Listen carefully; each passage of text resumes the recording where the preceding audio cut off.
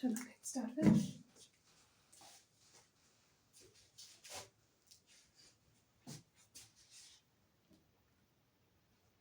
atomic structure. तो जैसे नाम से पता चल रहा है we will be discussing here about the structure of atom, है ना. एटम का जो स्ट्रक्चर है उसके बारे में डिस्कशन होगा कि वो किससे बना है, किस तरह से एलिमेंट्स जो भी उसके सब एटॉमिक पार्टिकल्स हैं उनका डिस्ट्रीब्यूशन कैसा है, ठीक है, उनकी प्रॉपर्टीज क्या हैं. सो जो सबसे पहला कॉन्सेप्ट आया था जिसने एटम के बारे में एक्सप्लेन किया, that was Dalton's atomic theory. So उससे पहले क्या था, सब फिलोसोफर्स ने कुछ ना कुछ बोला था एटम्स के बारे में, बट डेल्टन ने क्या किया, सारा जो भी एटम के बारे में जो भी पॉइंट्स थे वो सारा समराइज करके थ्योरी दिया, ठीक है. And he also did some experiments also. तो उसने क्या बोला डेल्टन्स एटॉमिक थ्योरी में कि जो भी एलिमेंट्स होते हैं they are made up of atoms. An element is made up of tiny particles called atoms. Element is made up of tiny particles called atoms.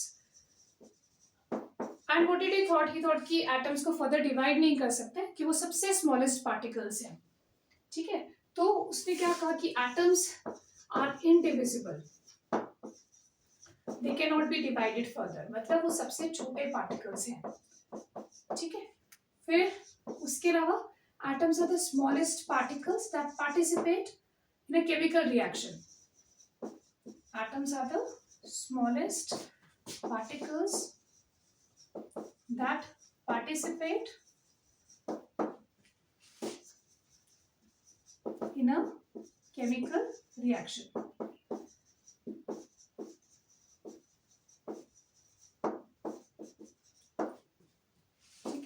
And many other points like atoms of a particular element are alike in all respect. Same होते हैं हर respect में. Mass है, size है. Atoms of a particular element are alike in all respects. ठीक है? Same होते हैं. क्या same है? जैसे suppose अगर हम बात कर रहे हैं ऑक्सीजन के atoms की, तो ऑक्सीजन के दोनों atoms का mass same है. Their size is same. Same size, same mass, right? Similarly, he said atoms of different elements. Atoms of different elements differ. Different elements, they differ with respect to mass, size. Atoms of different elements differ in size, mass, etc. ठीक है. And a compound is, and then he talked about compound. A compound is made up of two or more elements in a fixed ratio. So all these points he talked about. अच्छा, लेकिन क्या था कि बहुत सारे जो इसके points थे वो बाद में क्या हुए, मॉडिफाई हुए. मैक्सिमम जो डेल्टन्स एटॉमिक थ्योरी में हम पॉइंट्स पढ़ते हैं, they all were modified later on, ठीक है. Most of the points are modified except this one. Atoms are the smallest particles that participate in a chemical reaction. अभी भी जब chemical reactions होती हैं तो atomic level पे होती है. atoms में electrons का exchange होता है, sharing of atoms takes place, ठीक है. Bond between two different atoms break up, new bonds are formed. So atoms are the smallest particles that participate in a chemical reaction. बाकी सब में क्या था, जैसे यहाँ पर हमने पढ़ा कि atoms same element के हर aspect में same होते हैं. तो later on this term was modified when isotopes came in, क्योंकि isotopes same ही element के atoms हैं लेकिन वो differ करते हैं masses में. Their masses are different, ठीक है. So जरूरी नहीं कि अगर same element है तो masses same ही होंगे. Then different elements may have similar masses, like in case of isobars. Isobars में क्या होता है, atoms like argon 40 and calcium 40. So they have different atomic numbers, but atomic numbers different है, but mass number same है. तो दो different elements का mass same हो सकता है. Their masses may be similar, ठीक है. So atoms of two different elements may have similar masses, right? So argon and calcium have same mass numbers 40 or their masses are same. So later on these terms जितने भी इसकी इस theory में points थे, most of them were modified. जैसे जैसे further researches हुए तो most of the statements were modified. Then atoms are indivisible. तो जैसे जैसे सब एटॉमिक पार्टिकल्स का पता चला तो यहां से ये वाला पॉइंट भी मॉडिफाई हो गया. अकॉर्डिंग टू डेल्टन क्या था कि एटम्स फर्दर डिवाइड नहीं किए जा सकते, like they are the smallest particles. But as the different researches were done तो पता चला कि नहीं, एटम्स के भी फर्दर सब एटॉमिक पार्टिकल्स हैं. What are they? Electrons, protons and neutrons. So atom could be further subdivided into 3 fundamental particles: electron, proton and neutron. Although और भी सब एटॉमिक पार्टिकल्स डिस्कवर हुए, बट ये तीन जो थे ये तीनों most important, like they are called the fundamental particles. Right now what is the, how do we represent an electron? -1e0. That is how we represent electron, proton 1p1, neutron 0 and 1. अब थोड़ा सा यहाँ पर इनकी values याद रखनी है. Charge on electron, charge on electron कितना होता है? 1.602 into 10 to the power minus 19 coulombs, or it is 4.8 into 10 to the power minus 10 ESU, electrostatic unit. ठीक है, coulombs में it is 1.602 negative into 10 to the power minus 19 coulombs and or 4.8 into 10 to the power minus 10 ESU. ठीक है, तो charge on electron is, this is taken as, because this is the smallest possible charge, it is taken as 1 unit, है ना, -1 negative charge. So 1 unit charge लेते हैं because this is the smallest possible value of charge. The same charge is on proton 1 unit but positive. ठीक है, तो charge on proton कितना है? Same but positive. So plus 1.602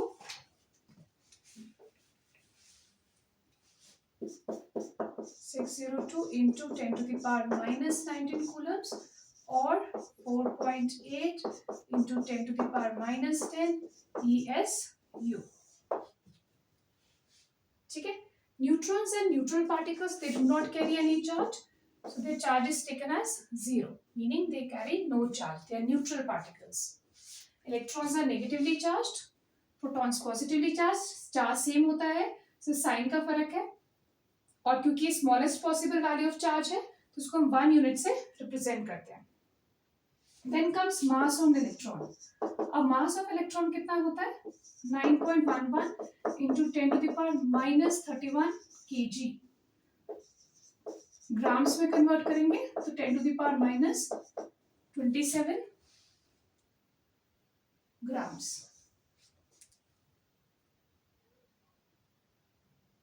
28 sorry.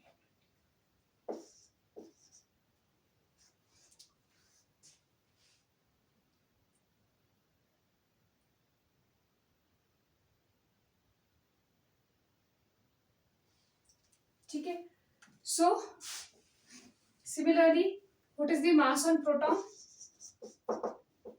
Mass on proton is 1.673 after rounding off into 10 to the power minus 27 kilograms. ठीक है, mass on neutron is approximately the same as that of proton, बस यहाँ पर 3 की जगह round of करके 5 लिखना है. So 1.675 into 10 to the power minus 27 kilograms.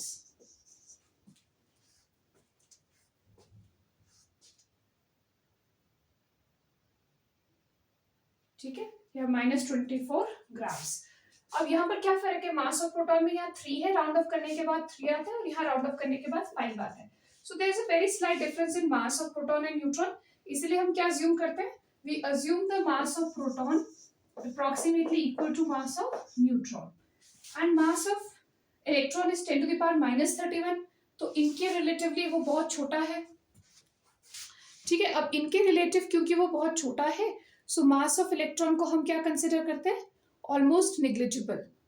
ठीक है, mass of electron is considered negligible in comparison to proton and neutron, right? So we can put it like this, mass of electron बहुत कम है mass of proton से, और mass of proton and neutron are रफली same. So mass of electron को neglect किया, so mass is taken as 0 and this mass of proton is taken as 1 unit. The same mass is taken for neutron, तो इसको भी 1 unit से ही represent करते हैं. सो proton और न्यूट्रॉन का जो मास है वो दोनों कैसा है, दे आर अप्रोक्सीमेटली सेम, सो दे तो उसको रिप्रेजेंट करते हैं 1 यूनिट से.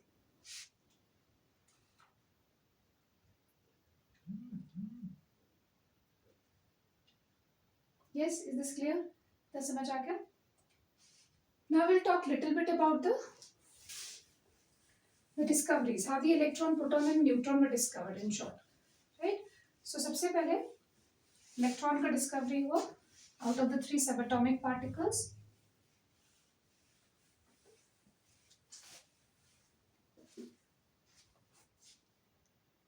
So electron was the first subatomic particle to be discovered. So there was this cathode ray. So we'll talk about the discovery of electron. So there was this cathode ray experiment, cathode ray tube experiment done by William Crookes, and later on the same was repeated by Thomson. ठीक है, तो इसमें क्या था, एक glass tube दिया था which was connected to a high voltage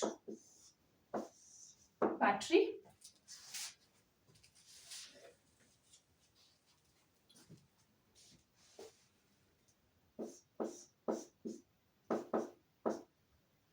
And there was a side vacuum pump to reduce the pressure of the gas taken inside the glass tube. ठीक है, तो इस glass tube के अंदर, also called as the cathode ray tube, some gas particles were taken, some gas was taken. ठीक है, and at the two ends of the tube there was metal electrodes, one acting as cathode and the other acting as anode.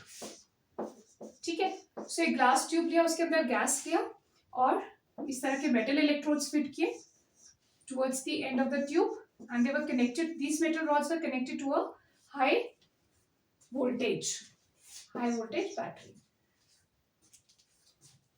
Okay. So what was the concept?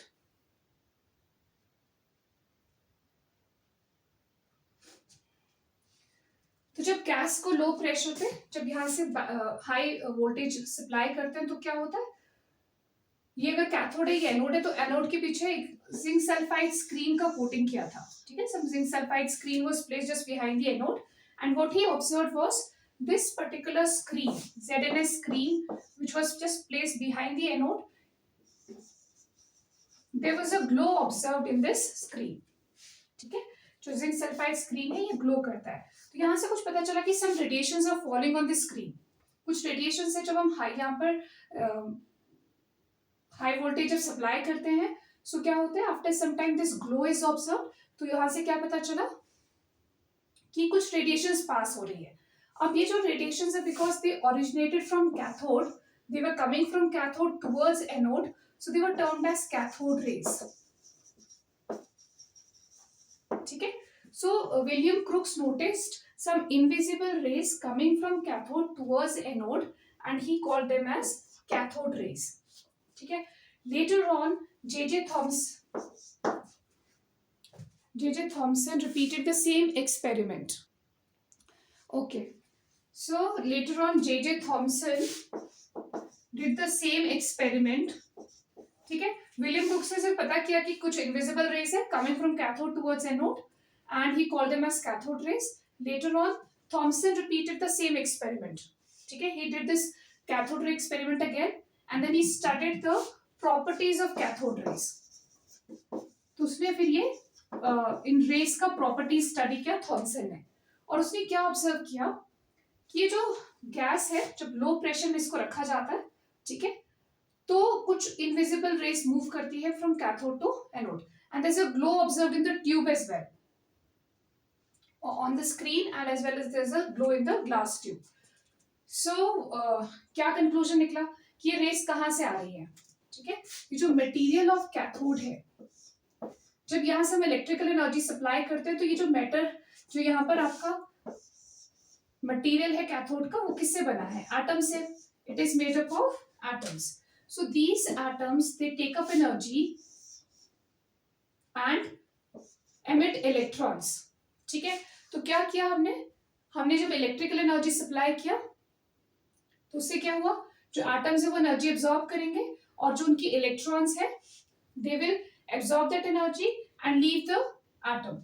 और ये electrons यहाँ पर कहां से आ रहे हैं, from the material of the cathode. Plus जो gas के पार्टिकल्स है, these electrons coming from the material of the cathode, they strike these gas atoms present in the glass tube. अब ये जो गैस एटम्स है इनके पास भी कुछ इलेक्ट्रॉन्स है. These gas atoms are also made up of electrons. ठीक है, they also contain some electrons. So these electrons when they collide with the gas atoms, तो यहां से भी कुछ इलेक्ट्रॉन्स रिलीज होंगे.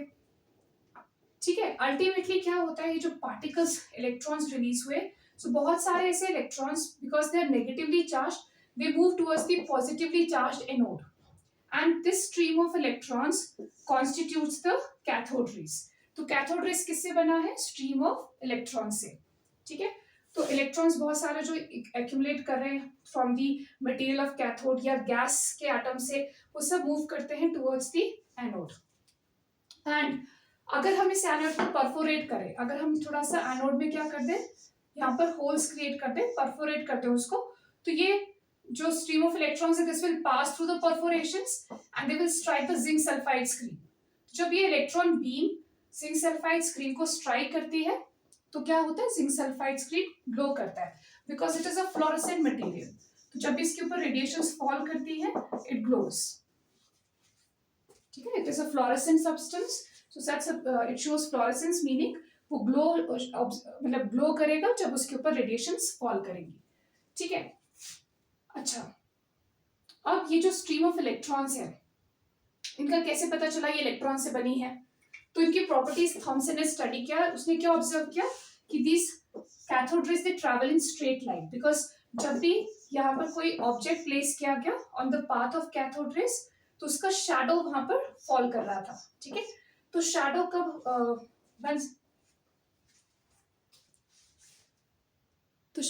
कब बनता है, when light travels in straight lines. So the